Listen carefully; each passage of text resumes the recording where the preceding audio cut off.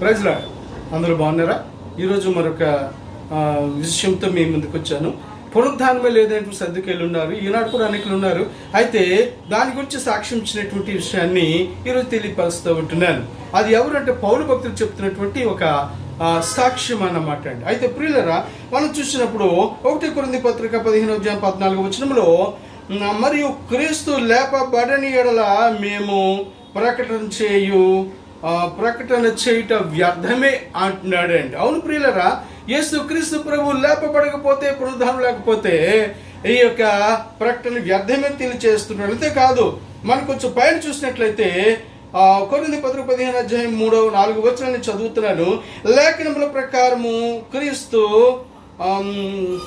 క్రీస్తు మన పాపము నిమిత్తము మృతి పొందెను, సమాధి చేయబడెను, లేఖముల ప్రకారము 3వ దినమున ఆయన లేచెను అని చదువుతున్నాను. దేవుని మనకి స్తోత్రం కలుగును గాక.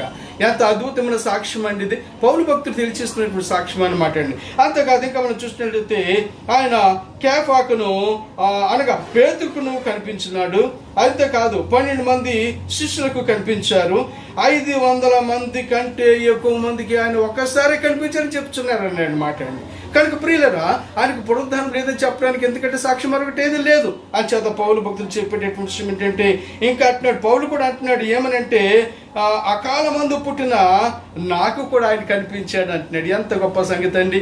అంచేత ఆయన అంటాడు ఇంకా ఏమనంటే, నేను దేవుని సమూహముని హింసించాను, అపోస్తలుడి కంటే నేను గొప్ప యోగ్యుడిని కాదు అని అంటాడు. దేవుని మనకి స్తోత్రం కలుగును గాక. ఎంత గొప్ప విషయం అండి. నిజంగా ప్రియులరా, యేసు క్రీస్తు యొక్క పునరుద్ధానమును మనము తప్పక నమ్మవలసిన వారమై ఉన్నామనే విషయాన్ని ఈరోజు తెలియపరుస్తా ఉన్నాను. అంతేకాదు, తెస్సలోనిక పత్రికలు మనం చూసినట్లయితే, యేసు మృతి పొంది తిరిగి లేచినని నమ్మిన ఎడల మనము ఏం చేస్తాం? ర్యాప్చర్, కొనుకోబడతాం.